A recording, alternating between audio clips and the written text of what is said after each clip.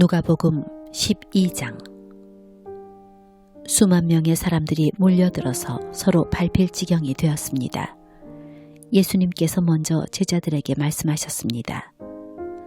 바리새파 사람들의 누룩을 조심하여라. 그들은 위선자이다. 덮어둔 것은 드러나고 숨겨진 것은 알려질 것이다. 그러므로 어두운 데서 한 말이 밝은 데서 들릴 것이며 안방에서 속삭인 말이 지붕 위에서 선포될 것이다. 내가 너희에게 말한다. 나의 친구들아, 몸은 죽여도 그 이상 아무것도 할 수 없는 사람들을 두려워하지 마라.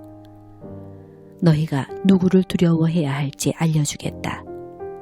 죽인 후에 지옥으로 던질 권세를 가진 분을 두려워하여라.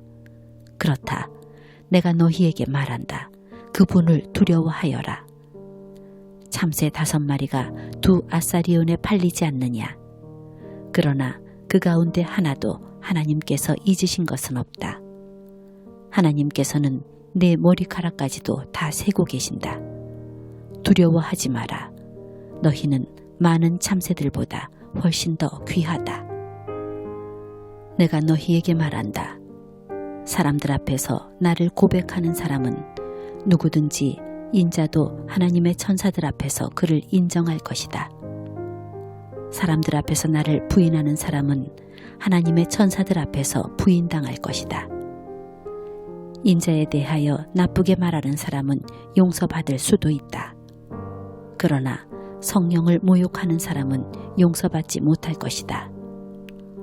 사람들이 너희를 회당이나 통치자, 권력자 앞에 끌고 갈 때 무엇을 어떻게 대답하고 또 무엇을 말해야 할지를 염려하지 마라. 그때의 성령께서 너희에게 무엇을 말해야 할지를 가르쳐 주실 것이다. 무리 중에 있던 한 사람이 예수님께 말했습니다.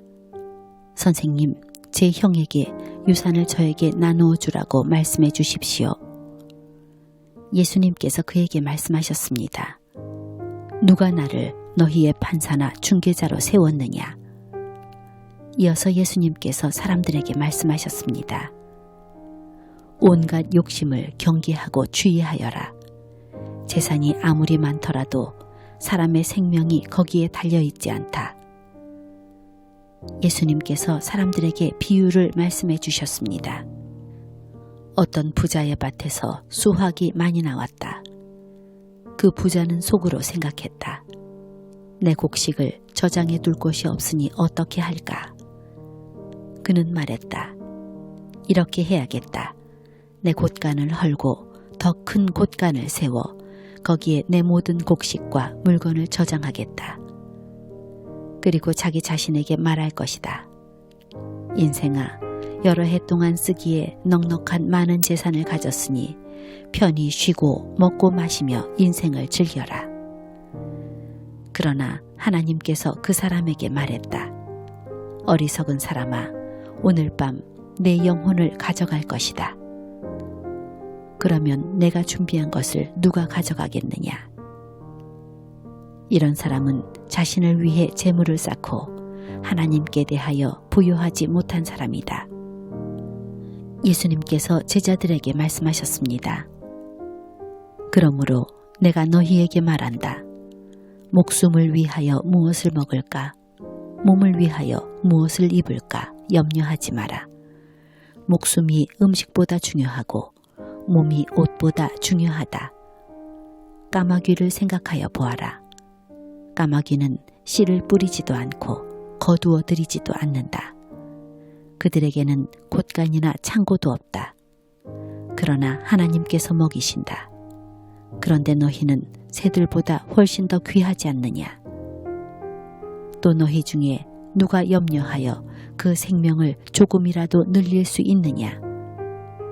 너희가 아주 작은 것도 못하면서 왜 다른 것들을 염려하느냐? 백합꽃이 어떻게 자라는가 생각하여 보아라. 백합은 수고도 하지 않고 길쌈도 하지 않는다. 그러나 내가 너희에게 말한다.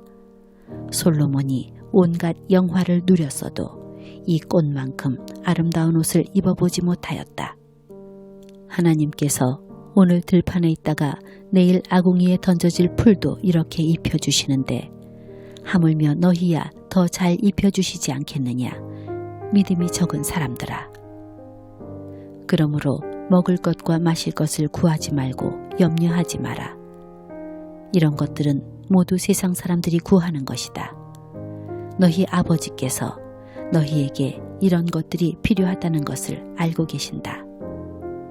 너희는 하나님 나라를 구하여라. 그러면 이 모든 것을 너희에게 더하여 주실 것이다. 두려워하지 마라. 어린 양들아, 너희 아버지께서는 하나님 나라를 너희에게 주시기를 기뻐하신다. 너희 소유를 팔아 자선을 베풀어라.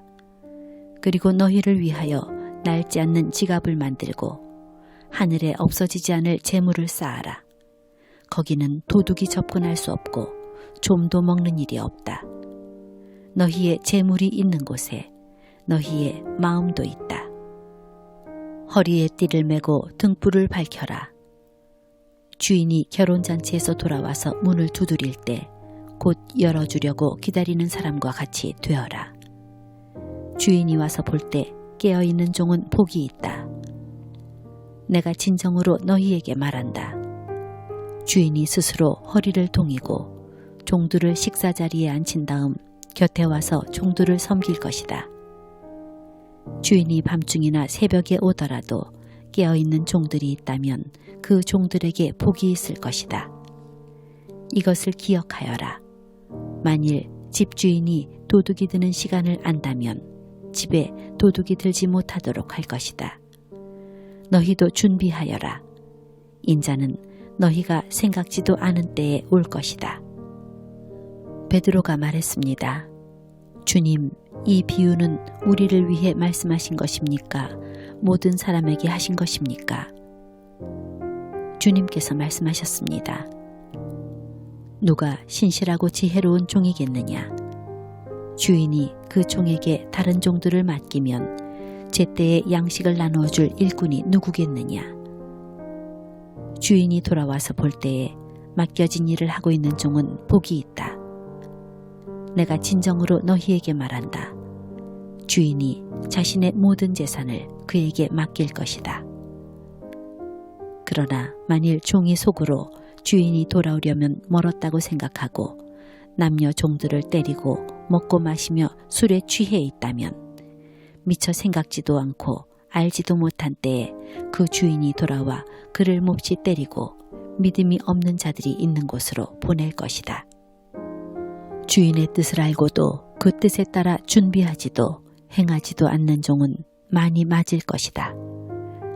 그러나 알지 못하고 매맞을 짓을 한 사람은 적게 맞을 것이다. 많이 받은 사람에게는 많은 책임이 요구되고 많은 것이 맡겨진 사람에게는 많은 것이 요청된다. 나는 세상에 불을 놓으려고 왔다. 불이 이미 붙었으면 더 바랄 것이 없다. 그러나 나는 받아야 할 세례가 있다. 이것이 이루어질 때까지 내가 얼마나 괴로움을 당하겠느냐. 내가 세상에 평화를 주러 왔다고 생각하느냐. 내가 너희에게 말한다. 그렇지 않다. 오히려 분열을 일으키러 왔다. 지금부터 한 가정에서 5 식구가 서로 나누어질 것이다. 셋이 둘을, 둘이 셋을 대적할 것이다. 아버지와 아들이 나누어질 것이며 아들이 아버지를, 어머니는 딸을, 딸은 어머니를, 시어머니가 며느리를, 며느리가 시어머니를 대적할 것이다. 예수님께서 사람들에게 말씀하셨습니다. 너희가 서쪽에서부터 구름이 이는 것을 볼 때 비가 곧 오겠다고 말하면 그대로 된다. 너희가 남풍이 부는 것을 보고 날이 덥겠다고 말하면 그대로 된다. 위선자들아, 너희가 땅과 하늘의 날씨는 분별할 줄 알면서 왜 이 시대는 분별할 줄 모르느냐? 어찌하여 너희는 무엇이 옳은지를 스스로 판단하지 못하느냐? 너를 고소하는 사람과 함께 법정으로 갈 때에 너는 도중에 그 사람과의 문제를 해결하여라. 그렇지 않으면 그 사람이 너를 재판관에게 데려가고 또 재판관이 너를 집행관에게 넘겨주어 너를 감옥에 가둘 것이다. 내가 네게 말한다. 마지막 한 푼까지 갚기 전에는 내가 거기서 나오지 못할 것이다.